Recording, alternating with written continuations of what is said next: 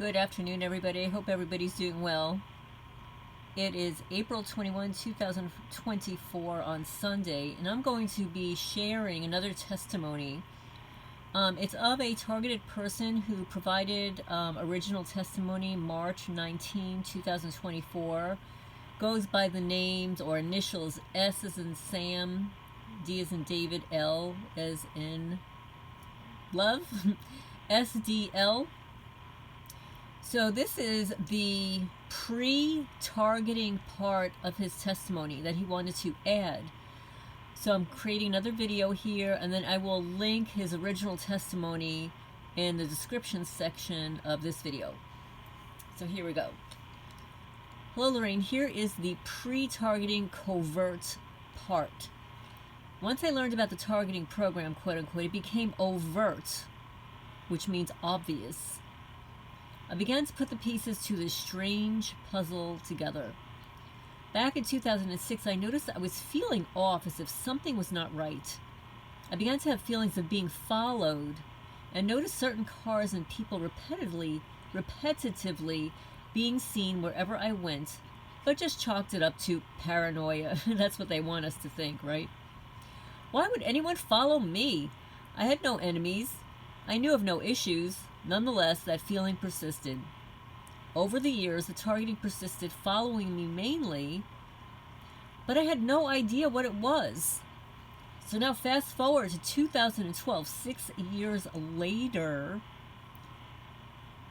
For personal reasons, I gave my life to Jesus Christ. After this, all hell broke loose. I began to see entities, and one night I saw an 8-foot-tall shadow of a man in a top hat peeking at me from my bathroom. I ran in to check, and it was gone. Oh my goodness.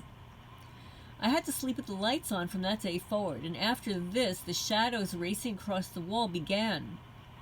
It would look like puffs of black and white smoke in my kitchen, and orbs, many orbs, started around my home. I began to learn spiritual warfare and house cleansing. Then the sleep paralysis, where I'd wake up with strange marks and bruises and symbols scratched into my skin. All of this photographed and stored safely.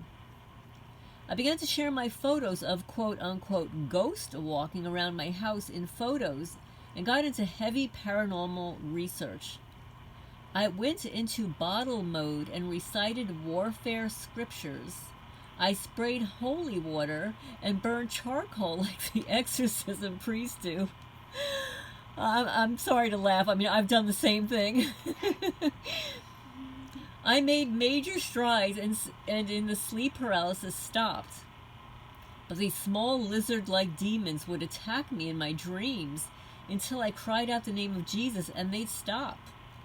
This kept happening until the COVID hit, and I suddenly lost my mother in 2020.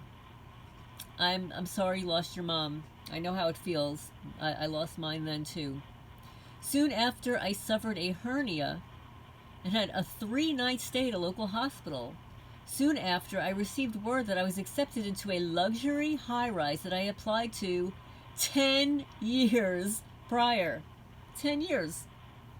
I didn't question why it took so long to be accepted, or why suddenly after my mother's passing I was accepted. But I was tired of the paranormal activity in the current apartment, the trauma of losing my mother there, and the strange things that were occurring there. Like going out to the local restaurant and returning to one door lock not being how I left it. Sometimes items were slightly askew, or my closet door slightly ajar, and a missing scarf that I never found. They do like to take clothing that's been close to your body. They like to use it for witchcraft. I decided to move to the new high-rise and spend all Halloween night packing to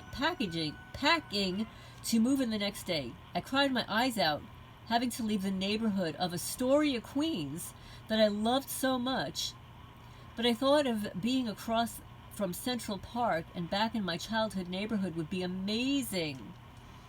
Well, I didn't know that you grew up in Astoria, Queens.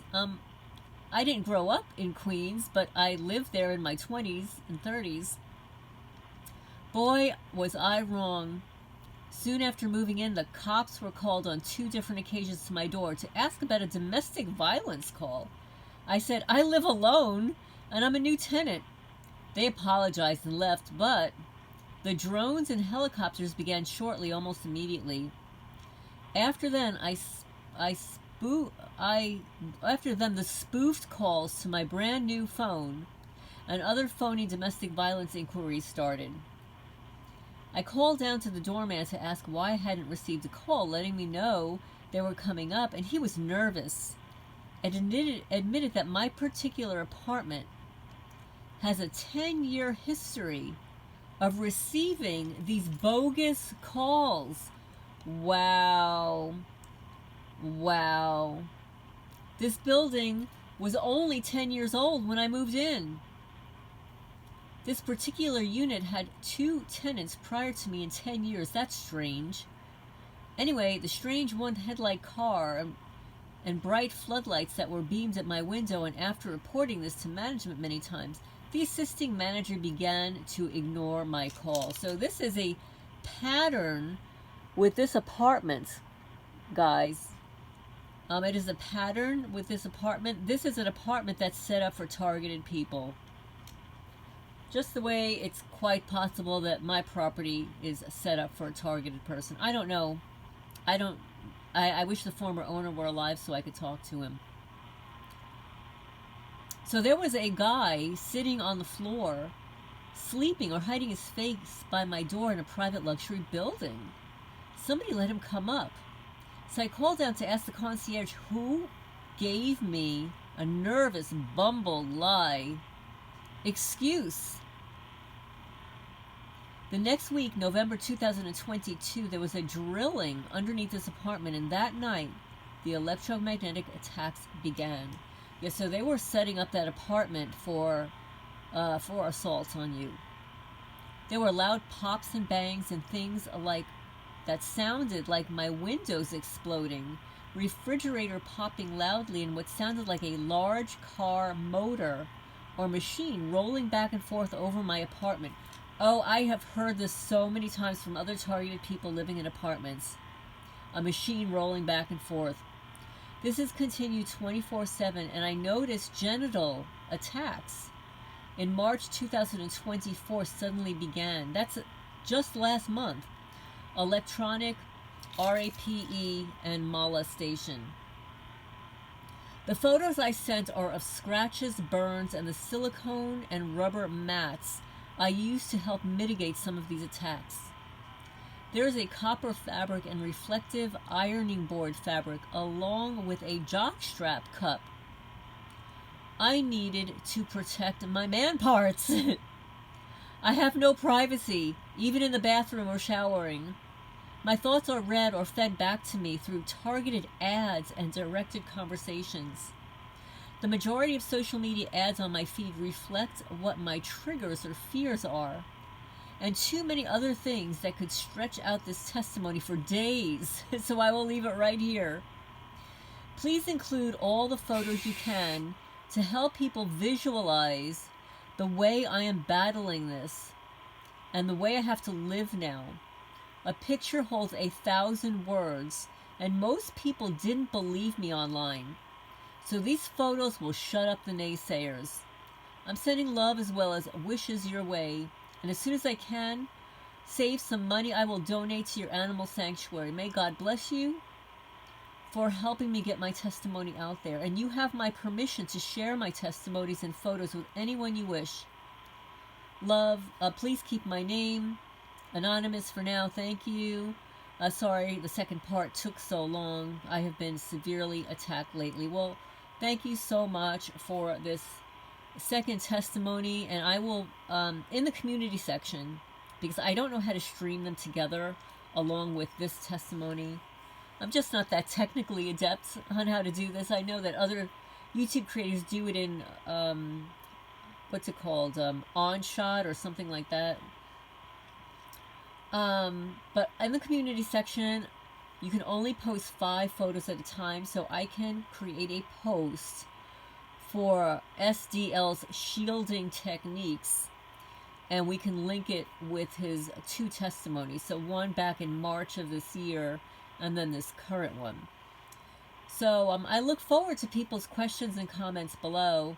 I'm sorry this is happening to you, but thank you so much for sharing this, because it does help.